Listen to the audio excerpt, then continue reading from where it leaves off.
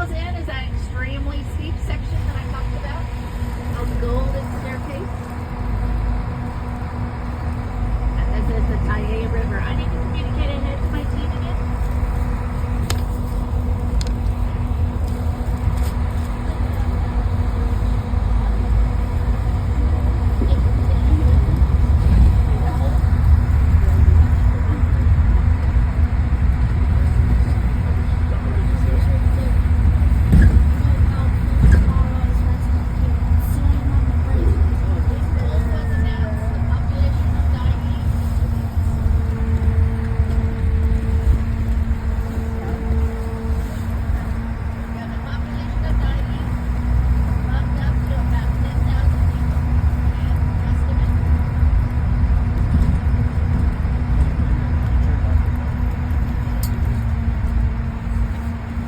Can you hear me? There we go. So the population of Dyea for the gold rush bumped up to an estimated 10,000 people.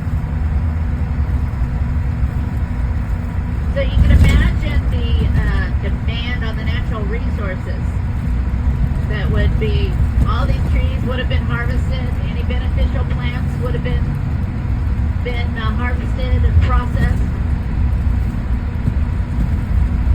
So what you're looking at is a forest that's about 127 years old that is self-seeding.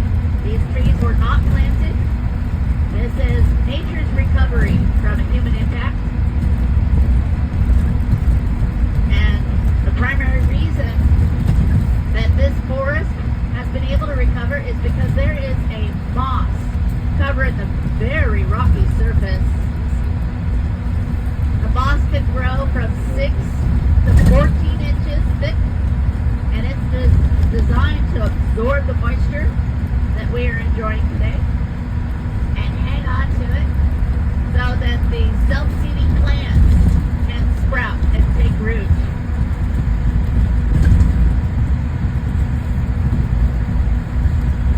We're coming up to a Y in the road. If we were to take a right, we could visit the Slide Cemetery, and that marks an event that happened April 3rd, 1898, which is one of the reasons why the Chilkoot Pass fell out of favor. In late March 1898, there was a warm spell, and so it encouraged some of these greenhorn gold prospectors to make their way to the Chilkoot Pass. So they were walking in a day or two. They were at Sheep Camp, which is the camp just before the Golden Staircase. And on April 3rd, they were going to make their way up the Golden Staircase. They got up about 2,000 feet in elevation, right about a tree line, and an avalanche was activated of snow. About 200 people made the attempt. It's speculated about 70 people perished in that event. Some of them were not retrieved until later in the spring. There was a newspaper down in Kansas City that reported that all 200 of them perished.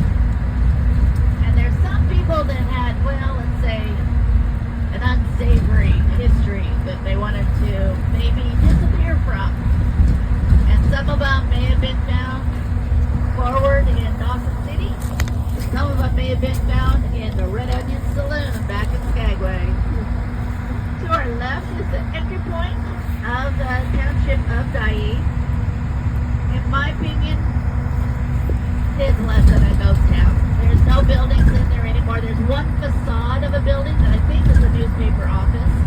There's a few remnants